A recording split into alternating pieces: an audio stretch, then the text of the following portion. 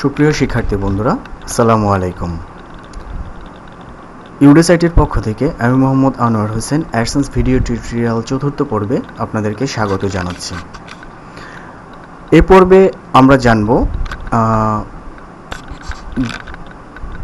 Invalid activity কিভাবে রোধ করা যায় এবং ইনভ্যালিড অ্যাক্টিভিটি হয়ে গেলে কিভাবে আপনার অ্যাকাউন্টকে ব্যান হওয়া থেকে রক্ষা করবেন। তো চলুন পুরো কাজটা প্র্যাকটিক্যাল আমরা দেখে নিই। ওকে, তো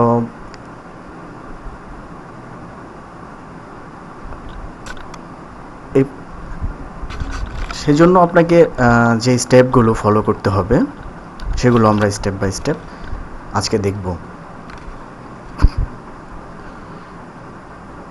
তো মনে রাখবেন কিছু কারণ হতে পারে আপনার অ্যাডসেন্স ব্যান হওয়ার, আর কিছু টেকনিক্যাল বিষয় রয়েছে যেখানে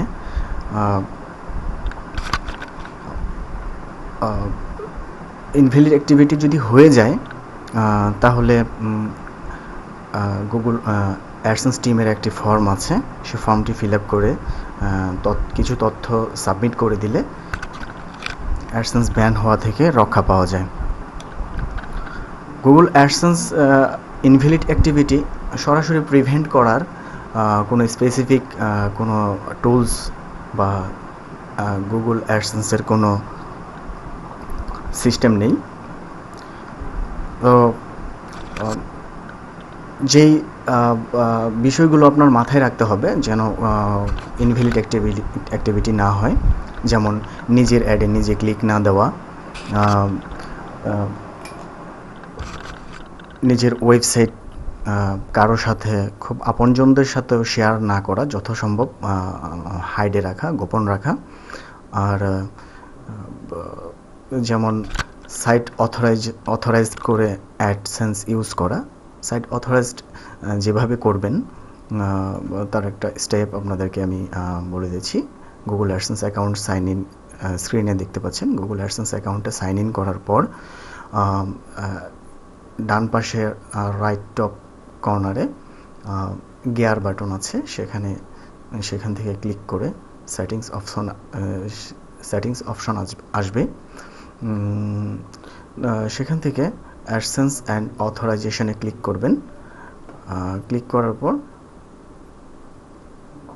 দেখুন এই লেখাটা ওখানে পাবেন, check the box marked only allow certain sites to display ads for my account. Okay, সেখানে আপনার যে ওয়েবসাইটে যে ব্লগে আপনি অ্যাড শো করাবেন সেখানে ইউআরএলগুলো ইন করে সেভে ক্লিক করলেই সাইট অথরাইজেশন হয়ে যাবে। সাইট অথরাইজেশন যখন আপনি করবেন তখন যদি আনঅথরাইজড কোনো সাইটে অ্যাডসেন্স অ্যাড ইউজ করা হয় সেখানে ইমপ্রেশন, ক্লিক সব কিছুই কাউন্ট করবে, বাট অ্যাড শো করবে, বাট আপনি পেমেন্ট পাবেন না। আর অ্যাডভার্টাইজারের অ্যাড শো করছে, ক্লিক তারা লাভবান হচ্ছে, তাদেরকেও কোনো পে করতে হয় না।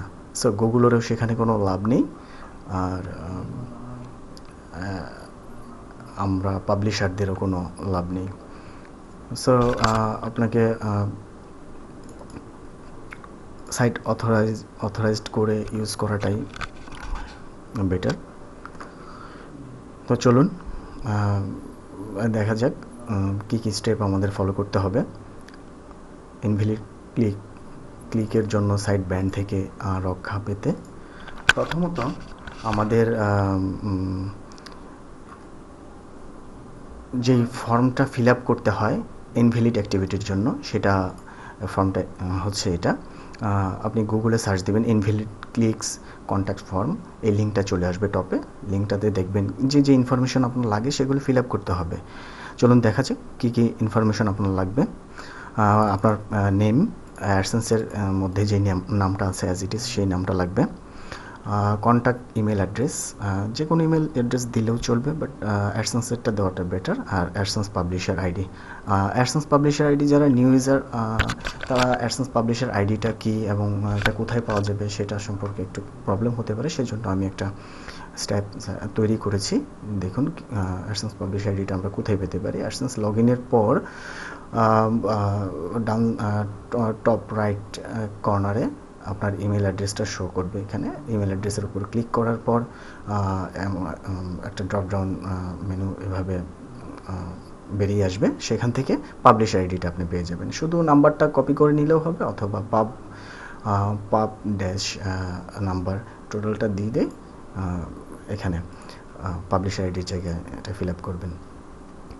আর ইউআরএল হোয়ার অ্যাড কোড অ্যাপিয়ার্স, যেখানে আপনার অ্যাড কোডটা আছে, যেই ওয়েবসাইট থেকে ইনভ্যালিড অ্যাক্টিভিটিটা হয়েছে, দ্যাট মিনস অনাকাঙ্ক্ষিত ক্লিকগুলো আপনার ওয়েবসাইটে পড়েছে অথবা ইমপ্রেশনগুলো পড়েছে। আর টপিকস থেকে আপনি যেটা সিলেক্ট করবেন, report usual activity on my account, report unusual activity on my account. আপনি ওই আপনার অ্যাকাউন্ট থেকে রিপোর্টটা পেয়েছেন সেটা। আর ডেটটা পাবেন, বাট টাইমটা আপনার অ্যাকাউন্ট থেকে পাওয়া যাবে না, কখন ক্লিকটা পড়েছে। আপনি যদি ক্লিক পড়েছে, আপনি যদি টাইমটা বের করতে চান, তাহলে আপনার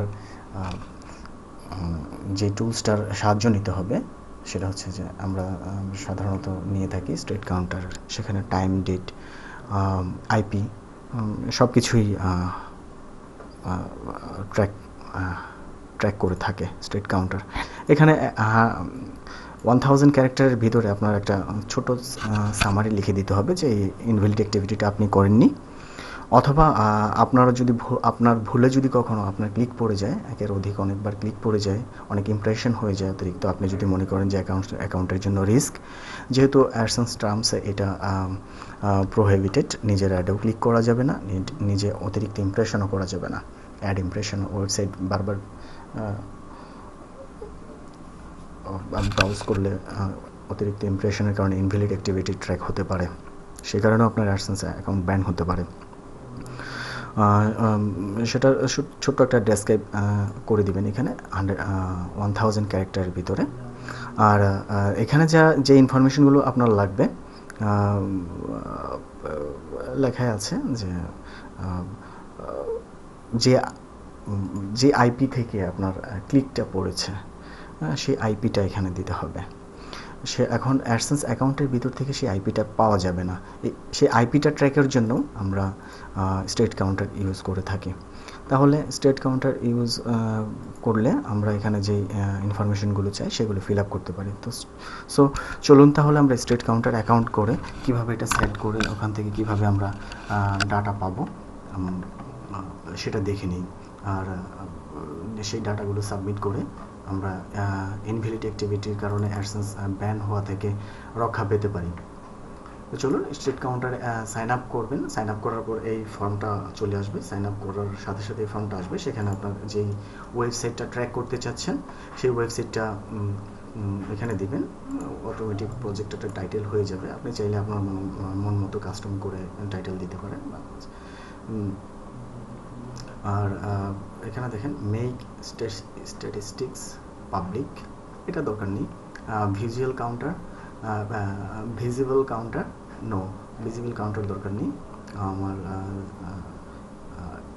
ইনভিজিবল ট্র্যাকিং, দ্যাট মিনস কোডটাই থাকবে ভিতরে, দেখা যাবে না ট্র্যাকারটা।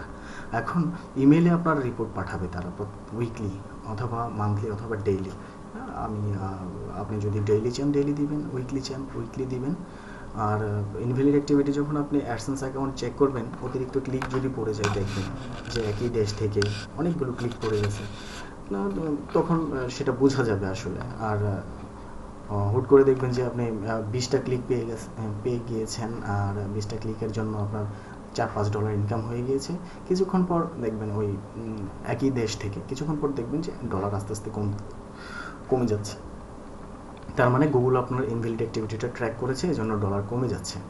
হ্যাঁ, so always AdSense AdSense use করার সময় অলওয়েজ চেক করতে হয়। তো ঠিক আছে, চলুন আমরা প্রজেক্টটা অ্যাড করে নিই। অ্যাড প্রজেক্ট বাটনে ক্লিক করে ফর্মগুলো ফিল আপ করে invisible tracking email report weekly দিলাম আমি ইমেল অ্যাড্রেসটা, যেখানে আমি রিপোর্ট ট্র্যাক মানে অটোমেটিকলি জেনারেটেড যে রিপোর্টটা আসবে সেটা আমি এই মেলটাতে চাচ্ছি, অথবা আমি আমার মনের মতো আরেকটা মেল ইউজ করতে পারবো। সো চলুন অ্যাড প্রজেক্টে ক্লিক করার পর একটা কোড আসছে।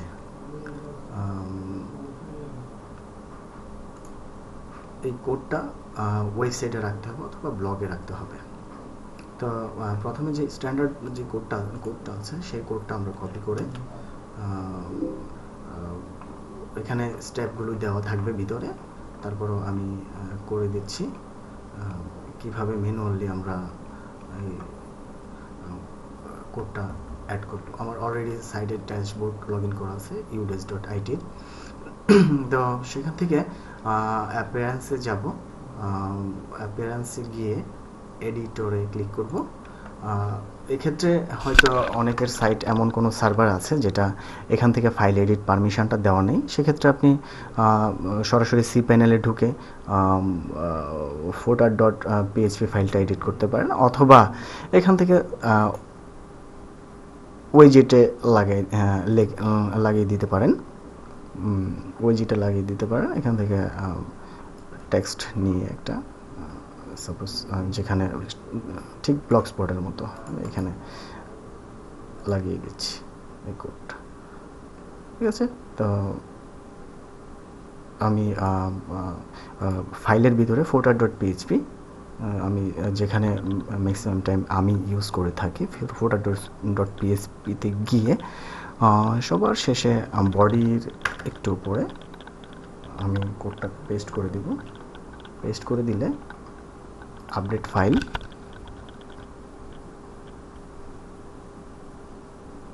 দ্যাট মিন্স আমার কোডটা ইনস্টল হয়ে গিয়েছে। সো এখন আমি চেক করব, চেক ইনস্টলেশন। যদি আমার ওয়েবসাইটে কোডটা পায় তাহলে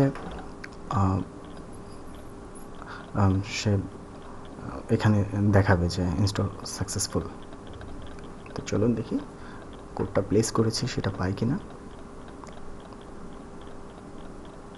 yes, code detect, that means say detect করতে পেরেছে যে আমার ওয়েবসাইটে কোডটা আছে। ওকে, তো যখন আমি আমার কোনো ডাটা প্রয়োজন হবে তখন ওই প্রজেক্ট নেমের উপর ক্লিক করব, তখন এই ডাটাগুলো এখানে আমি পাবো। এখান থেকে এক্সিট অ্যাক্টিভিটি, এই বাম পাশে সব ধরনের মানে যতগুলো ট্র্যাকিং অপশন আছে এই স্টেট কাউন্টারে সবগুলো আছে। এখান থেকে যদি আমার ইনভ্যালিড অ্যাক্টিভিটির জন্য এই ফর্মটা ফিল আপ করতে হয় তখন আমার লাগবে যেই অপশন মানে যেখান থেকে আমার ডাটাটা লাগবে সেটা হচ্ছে যে ভিজিটর প্যাথ এক্সিট লিঙ্ক সেখানে পাবো। এই দুইটার মধ্যেই এক্সিট লিঙ্ক, দ্যাট মিন্স আপনার ওয়েবসাইট থেকে ভিজিটর কোন লিঙ্কে ক্লিক করে বেরিয়ে গিয়েছে। যদি অ্যাডে ক্লিক করে তাহলে অ্যাডের লিঙ্কগুলো আসবে, ওই কোন অ্যাডের কোন সাইজে, সাপোজ 300x250 সাইজের অ্যাডে ক্লিক করে আপনার ওয়েবসাইট থেকে ভিজিটরটা বেরিয়ে গিয়েছে এখানে থাকবে। তো ওখানে আইপি অ্যাড্রেসটাও দেওয়া থাকবে এবং টাইমও দেওয়া থাকবে কতটার সময় বেরিয়ে গিয়েছে। সো আমরা সব ডাটাগুলো এখান থেকে পেয়ে যাব। আর সেম ব্লগ স্পটের জন্য ড্যাশবোর্ডে লগ ইন করে লেআউটে ক্লিক করার পর ব্লগ স্পটের এখান থেকে অ্যাডে গ্যাজেট নিয়ে আমরা যেভাবে মূলত অ্যাড করতে হবে HTML জাভাস্ক্রিপ্টের স্লটটা নিয়ে এখান থেকে গ্যাজেটটা নিয়ে কোডটা দিয়ে সেভ করে দিয়ে দেন ওই ভেরিফাই ইনস্টলেশন চেক ইনস্টলেশনে ক্লিক করলে আপনার এটা কমপ্লিট হয়ে যাবে। দেন আপনি প্রত্যেক দিন ঢুকে ডাটাগুলো পেতে থাকবেন।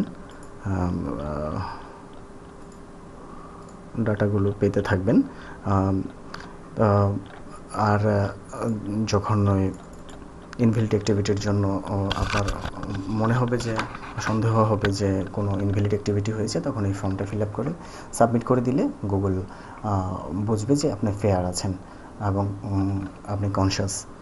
সো আমরা দেখে নিলাম কিভাবে ইনভ্যালিড অ্যাক্টিভিটি থেকে অ্যাকাউন্ট অ্যাডসেন্স অ্যাকাউন্ট ব্যান হতে রক্ষা পাওয়া যায়। তো আজ এই পর্যন্তই, ভালো থাকবেন। আর